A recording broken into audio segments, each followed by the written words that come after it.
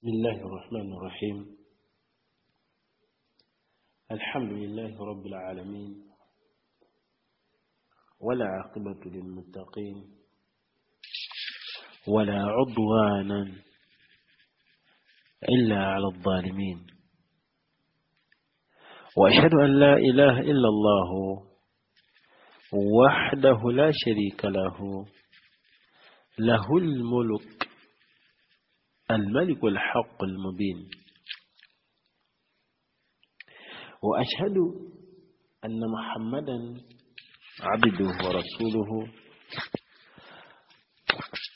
وخاتم النبيين وإمام المتقين، صلى الله عليه وعلى آله وأصحابه ومن تبعهم بإحسان إلى يوم الدين. وبعد، عباد الله، السلام عليكم ورحمة الله وبركاته. أمتبوا أمتنك الله سبحانه وتعالى ويو الله أتوانغزنا تسكو لنقل نواليرو ونقل في ورمكاغا ونقل حديث نقل ما ببرام تمسابع الله أكيزي بعد زفي أبيريغا azisa ku minzaani enzijuvu. Hadithi gyetukyaliko mu bufunze oluvannyuma lw'okuba nti tubadde tututte ebbanga nga tetudingananga. Olwaddingana twalina hadithi ze twasooka okulaba nga naye hadithi nayo ebitiibwa gye twogerako ya Abi Dharri أغمنتي أن أناسا من أصحاب رسول الله صلى الله عليه وسلم قالوا لنبي صلى الله عليه وسلم: يا رسول الله، ذهب أهل الدثور بالأجور. abantu bano abagagga bagenze n'empeera zonna. N'abeera ng'omubaka sallallahu alayhi wa sallama yabannyonnyola n'abagamba nti temulina kyabakkiriza, yani temulina kyabaweebwa musobole okubeera nti mujjukira nakyo Allah, muvuganye nakyo abantu abo. Oweekitiibwa sallallahu alayhi wasallam yagenda mu maaso abeera ng'abategeeza nga bwe twajja tubiraba: bw'oleta tasbih ofuna empeera, bw'oleta takbir ofuna empeera, bw'oleta tahmid ofuna empeera, bw'oleta tahlil ofuna empeera, okulagira empisa ennungi ofuna empeera, okuziza empisa embi ofuna empeera. Agenda maaso n'ategeeza n'atugamba nti wa fi bid'i aw fi bud'i ahadikum sadaqa. N'ategeeza n'atugamba ab'ebitiibwa nti omuntu okugenda eri mukyala we ne beegatta munnange kuba kusaddaaka. Omubaka sallallahu alayhi wasallam yali agamba nti anna rajula idha ata ahlahu falahu bidhibhin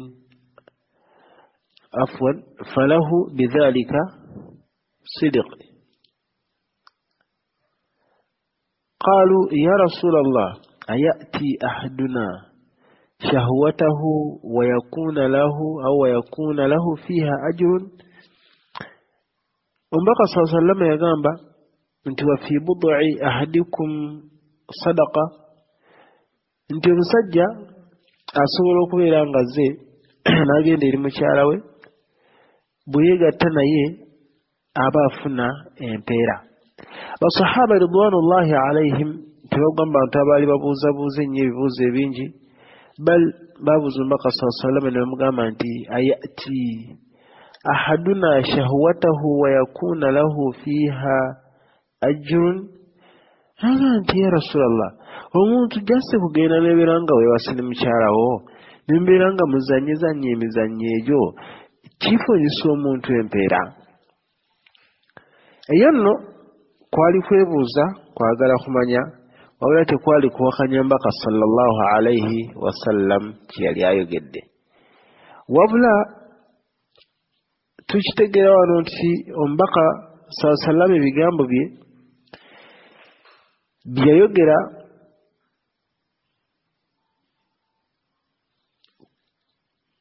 ku nsonga eyo basahaba bano bayagalanga nnyo okutegeera ekintu ekyo kyebalaba nga taltadisu mukhahum nga kina engeri gye kikontanamu ne kisumbuwamu mu bwongo bwabwe bw'atyo nno omubaka sallama yabuuzibwanga kyabagamba nti araaitum law wadaaha fi haram akaana alayhi wizrun mulaba mutya singa omuntu oyo akwata obwereere bwe n'abeera nga abutadde mu haramu ayina omusango. Ekibuuzo kyetaaga ansa nga nyangu nnyo ogamba nti naam kituufu yakunu alayhi wizru law wadaaha fi haram agamba nti afuna omusango singa abaddidde obwereere bwe n'abuteeka mu haram. Bwe kityo n'abadde bwekitiibwa Allah agenda maaso mbaka sallallahu n'agamba araaitum law wadaaha fi haram akaana alayhi wizrun. Omukyalo ono mbaka sallallahu bwe yali abuuza abantu bano afwan ku mukyalo ono n'omwami n'abagamba nti singa obwereere bw'abadde abutadde mu haram afuna omusango. Ansiri nti naam afuna omusango. Kyava agamba nti fakadhalika idha wadaaha fi lhalali kaana lahu ajrun. Bwe kityo n'abadde ekitiibwa Allah omusajja yenna bw'aba nga yeegasse n'omukyala ekyo nno kirimu empeera nnyingi nnyo. Nga tugenda mu maaso yagamba nti wa fi bud'i ahadikum sadaqa. Eno sadaqa ey'okusaddaaka mu mbeera eyo mbaka sallama gye yategeeza imma oba oliawo kabe kasinge nga eri wajibu taratan wa min almustahabbu taratan era nga ebiseera ebimu eyagalwa okubeera nti omwana Adamu yandibadde akola ekikolwa ekyo n'agenda eri mukyala we n'afuna ku mpeera. Bwe kibeera ng'omuntu awulira ng'alina okutya eri obulamu bwe nti ajja kugwa mu mbeera efaanaganako bw'etyo ng'awulira nti tayagala kukituukamu bwadde eri munne, ekyo nno kye baba bakoze kiyitibwa as-sadaqa al-wajiba. Wa illa eyo nno bw'ebeera nga ye sadaqa ekakatwa omuntu gy'amanyi kyabagamba nti nno fahuwa wa illa fahuwa min as-sadaqati al-mustahabba. Ekibeera ng'omuntu oyo talina buzibu akkiriza wase, ekyo nno ekyokubeera nga talina buzibu takwatirira mbeera bakazi biki, omuntu oyo abadde bw'ekitiibwa Allah ku hadiisi gye tuliko ng'ekigendererwa kuba nti otidde ebyo byonna obw'ekitiibwa Allah akuwamu empeera. Agamba nti wa fi bud'i ahadikum sadaqa. Omwana Adamu bw'aba atadde obwereere bwe awantu awatuufu afuna empeera, kubanga sadaka eyo bw'ebeera nga akikoze lwa bwagazi bw'alina eri omubiri gwe la ala sabili al-inkifaafi anil haram, wabula nga takikoze kubeera nti nno yewala haram, wabula akikoze kubeera nga obwagazi alina bungi. لأنه إذا كان على سبيل الانعكاف عن الحرام فالأمر واضح أنه صدقة. kimanyikiddwa bulungi nti omuntu bw'abeera nga asazeewo abeere nga agenda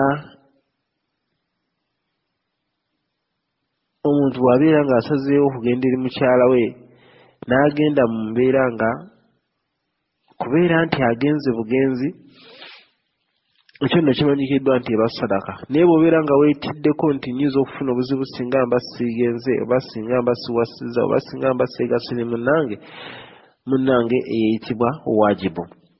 Olw'ensonga ezo zonna nga bw'ozirabye zikutaasa okuva mu haramu, zikutaasa okuva mu haramu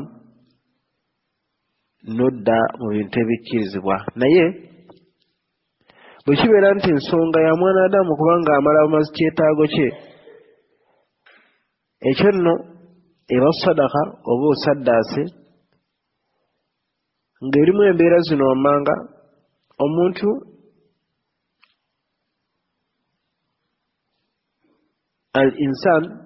omuntu alagirwa okubeera nga tagaana mwoyo gwe kubeera nga gufuna ekyo kyawulira nga ayagala. Obusiraamu ne butukkiriza mpaka okifunye. Yagamba Omubaka sallallahu alayhi wa sallama nti inna linafsika alayka haqqan, mazima iffe gy'oli eriki omutima gwo, munnange omutima ogwo gukwetaaga era nga mulwadde, naye omwoyo gwo agamba nti ogulinako ebiguvunaanwa. Ekimu ku byo kyekyo ekyokukwata munno n'obeera nga mutambula makubo agasinga okubeera amalungi. Olw'ensonga ey'okubiri, omwana Adamu bw'aba nga agenze eri abantu be, aba amaze okubeera nga alongooseza. Obusiraamu butulagira okubeera nga tulongoosa eri abantu be tuwangaala nabo. Ekyo nno kikukakatako okukikola. Olw'ensonga omukyala alina obwagazi ng'omusajja bw'abulina. Ekyo nno tugamba nti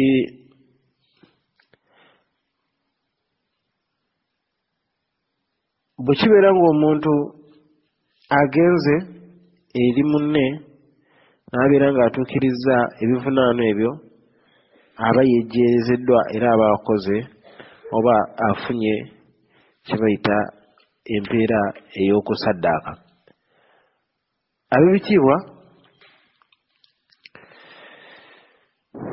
Ab'ebitiibwa tugamba nti tukwatagana ku nsonga eyitibwa wa fi bud'i ahadikum sadaqa. Omwana Adamu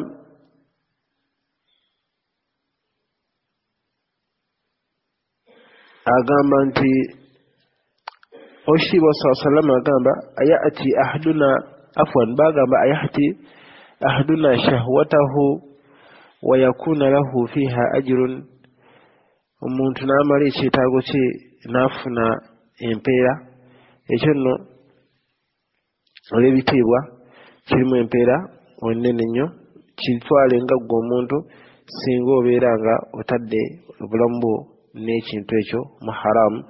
Musa sallama kyava agamba nti ara'aytum law wada'aha fi lharami akana ghayru aw akana alayhi wizrun fadhalika idha wada'aha fi lhalali kana lahu ajrun. Bwe kityo nno bw'oteeka embeera zo mu kifo ekirungi, era naawe obusiraamu bukakasaako okuba nti mu butuufu oli wa waggulu, oli wa bbeeyi. Ab'ebitiibwa baganda bange mwenna abawuliriza, tugamba nti omusomo oba hadiisi yaffe tubadde tugimalirizaayo kubeera nti omwana Adamu amanye nti bw'agenda eri muganda we eri munne mukyala we n'abeera nga bamaze ekintu ekibadde kiruma ku sayidi emu oba endala kitukakatako okubeera nti nno bumanya nti nno tufunye empeera ennene eri owekitiibwa allahu subhanahu wataala.